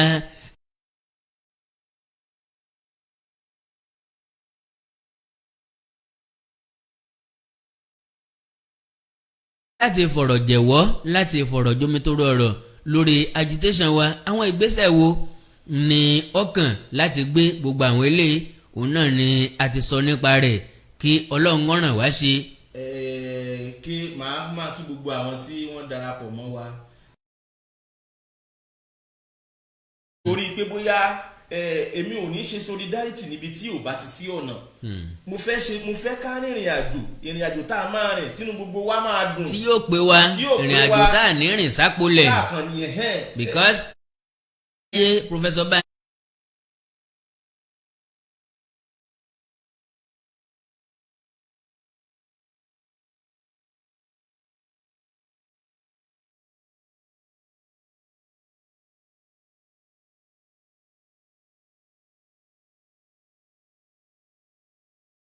èèyàn kan sọ wípé ìran Yorùbá pẹ́ ká tó bẹ̀rẹ̀ agitation wa ṣùgbọ́n àwọn ọ̀jọ̀gbọ́n ní not how far but how well àwọn ẹ̀yà Ìgbò tí wọ́n ti bẹ̀rẹ̀ tipẹ́ ìbò ni wọ́n bá dé àwa tá a la bẹ̀rẹ̀ tiwa lánàá àti rìn jìnnà ìbò la dé àti rìn jìnnà a ní ìfọ̀kànbalẹ̀ even ju àwọn ẹ̀yà Ìgbò lọ wípé àwa lè rí tiwa tètè achieve than them táwa bá lo ọgbọ́n tí gbogbo àgbáyé mọ̀ wá mọ́ ìdí ni pé ìran Yorùbá lọ lọ́gbọ́n àwa la ní mọ̀ àwa la lóye. ìjà ọgbọ́n ni kì í ṣe ìjà agbára. honestly èmi náà ti sọ bẹ́ẹ̀ lọ́pọ̀lọpọ̀ ìgbà wípé báralé ẹni bá lẹ́nu ṣe lèèyàn lẹ́sẹ̀.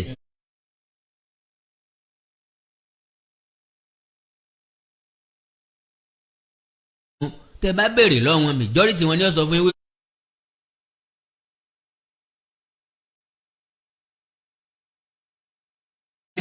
ìbẹ̀rù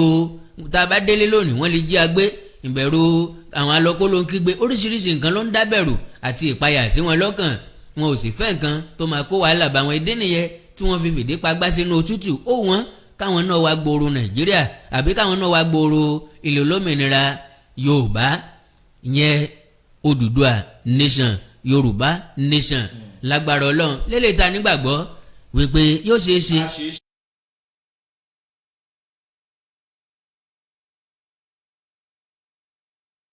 ẹ̀mí kọ́lọ́hún ó fún gbogbo wa ní àlàáfíà tá a fi láǹfààní láti máa gbọ́ra wa láti máa wóra wa lóòrèkóòrè òun náà ni wípé òun náà ni ọ̀rọ̀ nípa nation.